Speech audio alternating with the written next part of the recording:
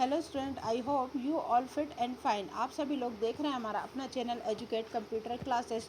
तो स्टूडेंट, अगर आपको हमारी वीडियो पसंद आती है तो प्लीज़ इसे लाइक एंड सब्सक्राइब ज़रूर करें और साथ ही साथ पे बेल आइकन को भी प्रेस करें ताकि जब भी हम कोई न्यू वीडियो अपलोड करते हैं तो उसकी नोटिफिकेशन सबसे पहले आपके मोबाइल पर आए।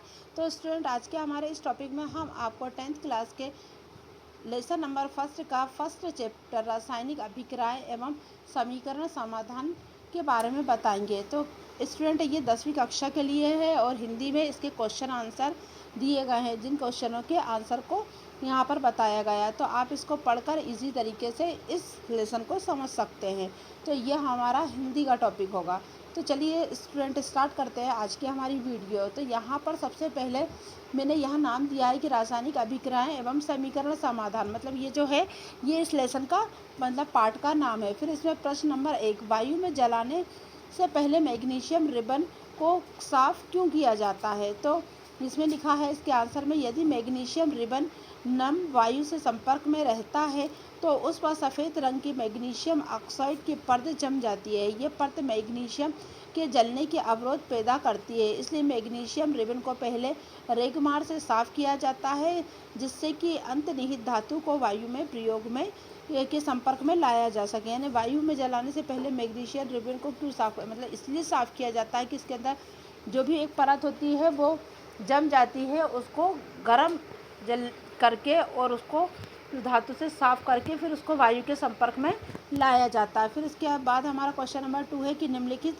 रासायनिक अभिक्रियाओं के लिए संतुलित समीकरण लिखे। तो यहाँ पर क्वेश्चन में hydrogen plus chlorine plus hydrogen chloride, number second पे barium chloride plus aluminium sulphate, फिर barium sulphate plus aluminium chloride, फिर नंबर थर्ड पर सोडियम प्लस जल और फिर सोडियम हाइड्रोक्साइड प्लस हाइड्रोजन। फिर उत्तर में इनके समीकरण लिखे, जैसे hydrogen plus chlorine hydrogen chloride का होता है H2 प्लस Cl2 और फिर 2HCl। फिर ऐसे ही करके हमारा दूसरे नंबर का भी समीकरण लिखा हुआ है इसमें और तीसरे नंबर का भी। यहाँ पर समीकरण को अच्छे से लिखा है जिससे आप इसको आसानी से समझ सकते हैं कि किसका समीकरण क्या है। जैसे हाइड्रोजन को हम क्या बोलते हैं, H2 बोलते हैं और क्लोरीन को Cl2 बोलते हैं। फिर स्टूडेंट, हमारा तीसरा नंबर का क्वेश्चन है, निम्नलिखित अभिक्रियाओं के लिए उनकी अवस्था के संकेतों के साथ संतुलित रासायनिक समीकरण लिखें। जल में बेरियम क्लोराइड तथा सोडियम सल्फेट का विलयन अभिक्रिया करके सोडियम क्लोराइड का विलयन तथा आग घुलनशील बेरियम सल्फेट का अवक्षेप बनाते हैं। फिर नंबर इसी का फर्स्ट है कि सोडियम हाइड्रोक्साइड का विलय जल में हाइड्रोक्लोरिक अम्ल के विलय जल में से अभिक्रियाएं करके सोडियम क्लोराइड का विलय तथा जल बनाते हैं।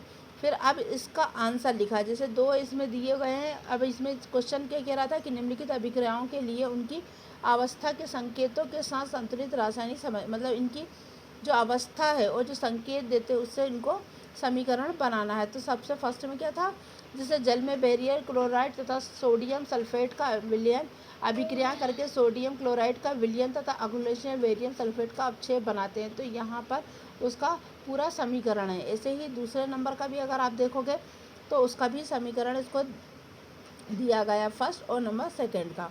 फिर प्रश्न नंबर 1, किसी पदार्थ में X के विलयन का उपयोग सफ़ेदी करने के लिए होता है। तो फिर यहाँ पर लिखा पदार्थ X का नाम तथा इसका सूत्र, मतलब जो पदार्थ है उस X उसका नाम और सूत्र लिखे। फिर ऊपर लिखे पदार्थ X की जल के साथ अभिक्रिया लिखे। फिर उत्तर फर्स्ट, मतलब फर्स्ट का X का नाम है बिना बुझा चूना अर्थात कैल्शियम ऑक्साइड CaO। मतलब सबसे पहले इसने क्या मांगा था, उसका उस X पदार्थ का नाम और उसका सूत्र।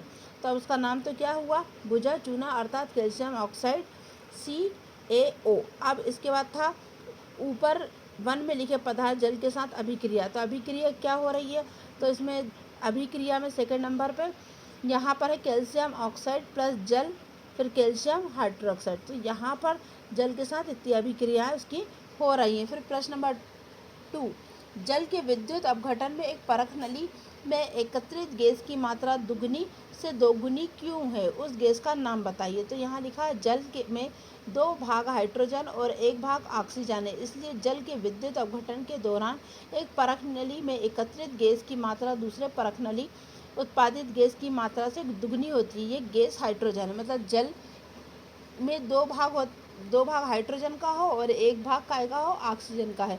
इसलिए जल में विद्युत अपघटन के दौरान एक परख नली में एकत्रित गैस की मात्रा दूसरे परख नली उत्पादित गैस की मात्रा से दुगनी होगी। ये गैस कौन सी होती है? हाइड्रोजन।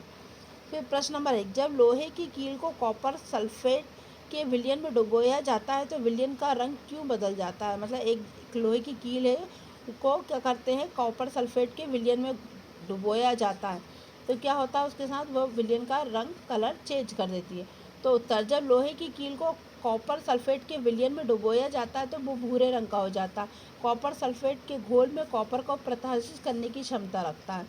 तो फिर यहाँ पर इसे अभिक्रिया के दौरान CuSO4 का नीला रंग धीरे धीरे फीका हो जाता है और हल्के हरे रंग में क्या होता है? वो बदल जाता है। फिर प्रश्न नंबर अगला है BaC2 तथा Na2SO4 के बीच के अभिक्रिया के विभिन्न द्विस्थापन अभिक्रियाएं का उदाहरण।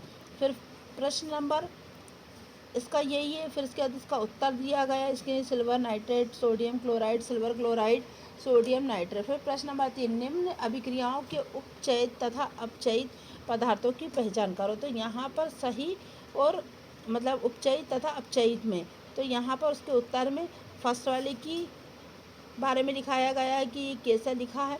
फिर Na का ऑक्सीकरण फिर Na2OC में होता है और O2 का अपचयन Na2O में होता है। ऐसा नंबर सेकेंड नंबर का भी दिया है कि ये कॉपर से अपचरित होता है और H2O से उपचरित होता है।